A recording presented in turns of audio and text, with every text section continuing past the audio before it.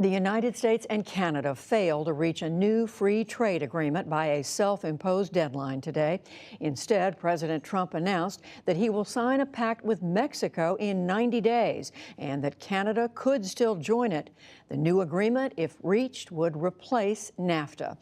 It also was reported today that Mr. Trump said in an off-the-record conversation that the U.S. would make no concessions in the Canada negotiations. But he told interviewers afterward that saying it publicly would be so insulting that Canada would balk at any deal.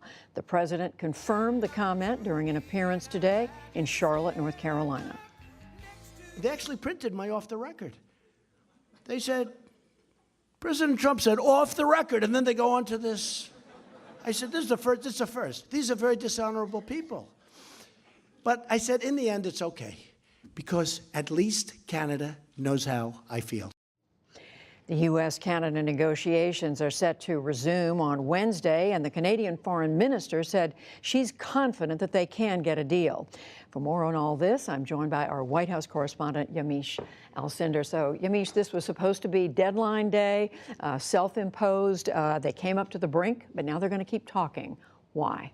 They're going to keep talking because essentially that this is really good economics for both countries. Canada depends on NAFTA for a lot of their economic growth, so it would be really hard for Canada to move forward without NAFTA. And the United States, one of their biggest trading partners is Canada, so they also want to continue to try to talk and get a deal done. And then President Trump made a promise to voters. He campaigned all across the country talking about NAFTA, saying that he was going to get something better for workers, so he wants to do that. So this extension allows him more time to try to do that. So how are they going to do this? I mean, there was this deadline, as we said.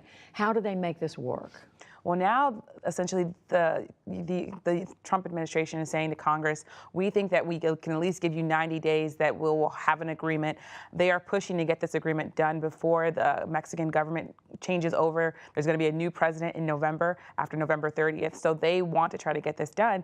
But the U.S. is saying that they're on solid legal ground, that they think that they can do this with Congress.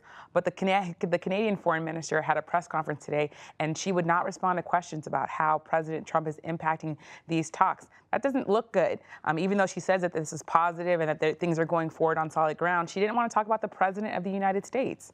And just quickly, Yamiche, speaking of that, I mean, we just quoted what the president had to say, that I don't want to say what I believe about Canada. It would be so insulting. How is that? Do we know how that's affecting what's going on? Well, it's hard to say because, again, the Canadian foreign minister doesn't want to touch anything that President Trump is saying. That said, you have Bloomberg saying we didn't publish anything that was off the record. I talked to a representative from Bloomberg today who had no comment on the president's specific tweet. Both parties definitely want something done on NAFTA. Bernie Sanders in the Democratic side and a lot of Republican senators have said to voters all across the country that NAFTA is a problem and they want to get something done. So we'll just have to see whether or not they can make this deal happen. But they've told Congress that it's going to be in 90 days. The president said that he would go forward with Mexico. They've hinted that they would go forward without Canada. Up to the precipice. Now it keeps going. Yeah. Yamiche Alcindor, thank you. Thanks.